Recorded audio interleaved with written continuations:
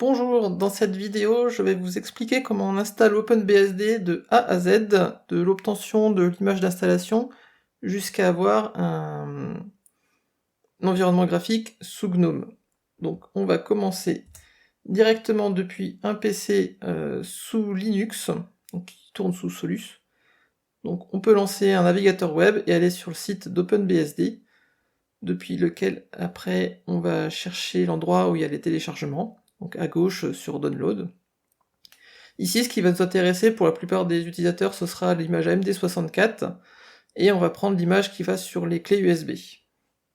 Donc là, un petit peu de magie pour aller plus vite.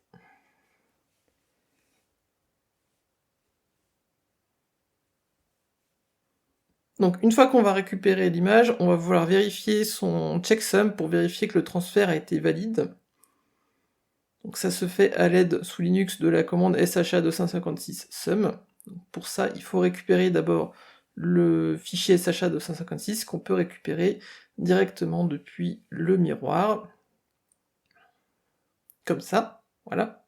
Donc ce fichier, on l'enregistre sur le disque à côté du fichier install71.img qu'on a récupéré.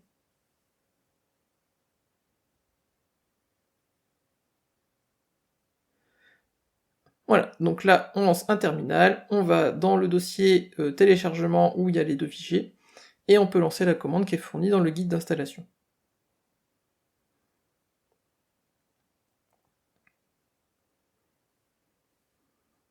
Donc là, ça va juste vérifier les fichiers qui sont téléchargés et qui existent, c'est pour ça qu'on met ignore missing, et on voit ici que le test est réussi et que le fichier est valide. Donc c'est OK. On va pouvoir passer à la mettre sur la clé USB. Donc dans le guide, il est proposé qu'on peut vérifier avec de la cryptographie que le fichier SHA-256 est valide, mais pour ça, c'est un peu compliqué sous Linux, et puis il faut un point de départ, donc c'est un peu compliqué. Donc là, je vais mettre ma clé. On va voir dans la sortie de DMG que son numéro de périphérique, c'est SDB, enfin son nom de périphérique. Donc on va utiliser la commande dd pour copier l'image vers dev sdb. Et là, pareil, je vais un petit peu booster la vitesse parce que ça prend un peu de temps. Donc là, tout ce qui est sur la clé est écrasé et on remplace par l'installation d'OpenBSD qui contient aussi les sets qui servent à l'installer. Donc sur la page, avec les téléchargements, il y a beaucoup d'autres informations que je recommande de lire. Il y a plein d'infos intéressantes sur qu'est-ce que c'est les sets, des choses sur le partitionnement, sur le multiboot. Faut vraiment pas hésiter à consulter le site d'OpenBSD qui contient énormément d'informations intéressantes. Il y a une FAQ, donc c'est une foire aux questions en français, qui contient plein on va dire, de petits tutos ou de cas d'utilisation avec des réponses. Et c'est vraiment intéressant à lire quand on débute. Donc là, je vais juste récupérer le fichier qui s'appelle install.amd64, qui contient tout un guide d'installation lié à la plateforme AMD64, donc je vous encourage à le lire avant de vous lancer, vous apprendrez sûrement plein de choses. Donc là, on va rebooter directement, après avoir branché la clé, évidemment. On va rebooter sur mon PC perso, et au menu du boot, on va choisir ma clé USB.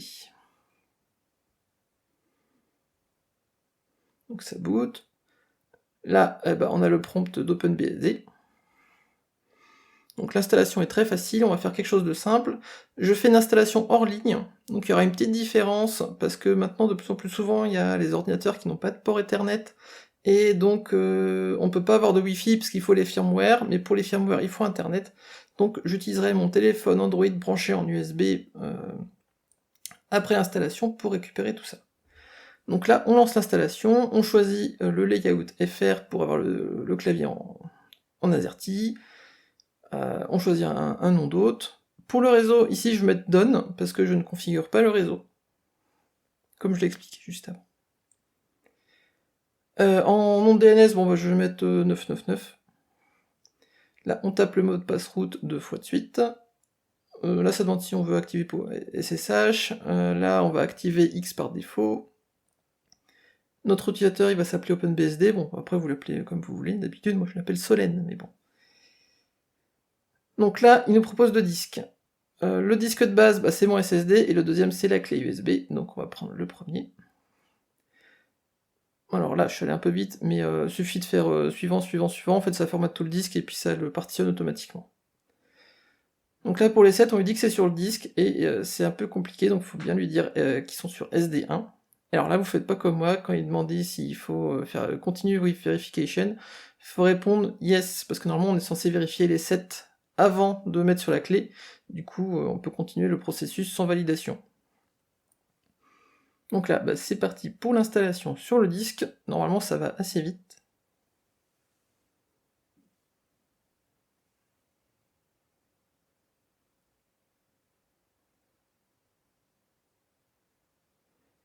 Donc contrairement à Linux, OpenBSD est un système complètement indépendant, et tout le système de base est fourni par des archives qui sont, on va dire, dézippées sur les différentes partitions, et ne sont pas gérées par des paquets.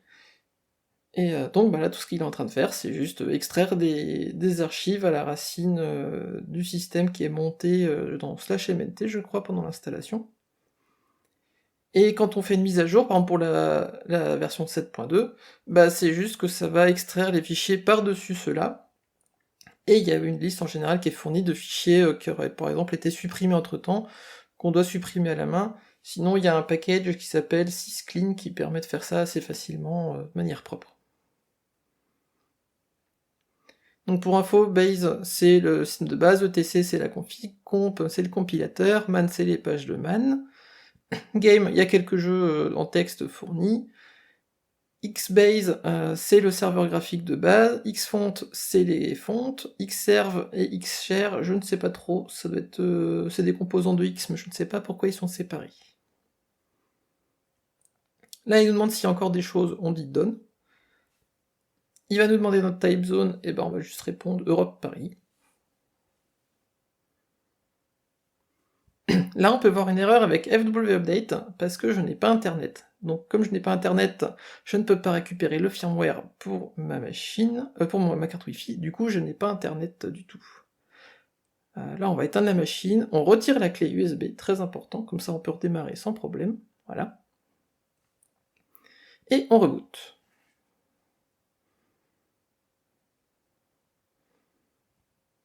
Mon PC c'est un vieux T400 avec un Core 2 Duo, pas très rapide, mais il fait le boulot.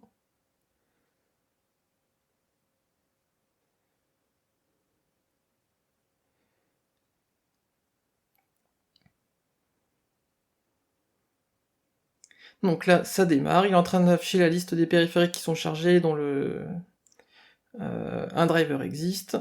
Là, il est en train de, on va dire, de repréparer le kernel suivant en remélangeant les morceaux pour qu'il soit toujours aléatoire.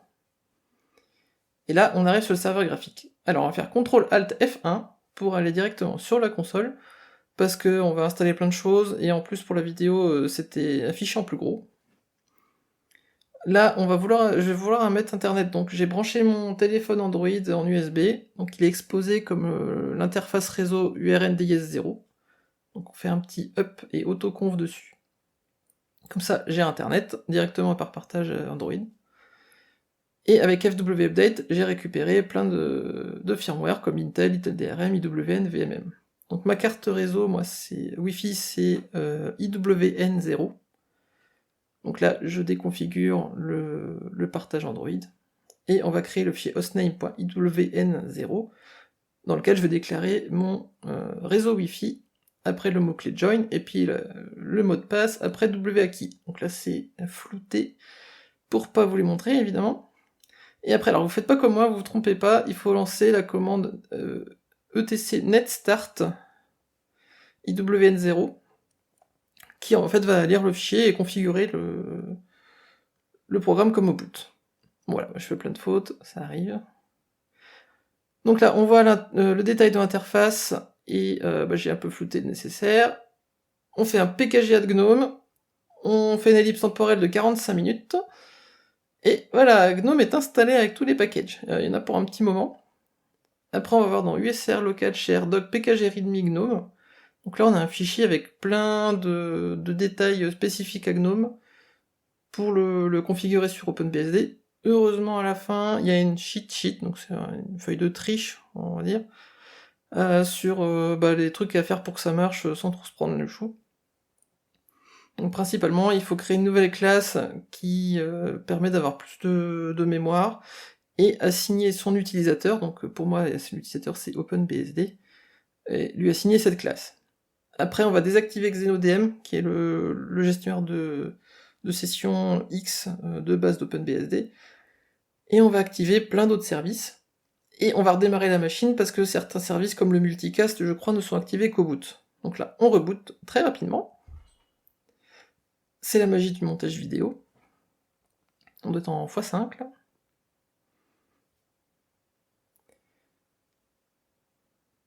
Voilà, donc là, on va arriver sur GDM, donc c'est le gestionnaire de connexion de GNOME. Là, j'ai mon utilisateur, je tape le mot de passe. Bon, je tape bien, ce serait mieux. Voilà. Et là, c'est en train de créer tous les fichiers sur mon utilisateur, mais c'est en train de démarrer la session GNOME, et nous voilà dessus.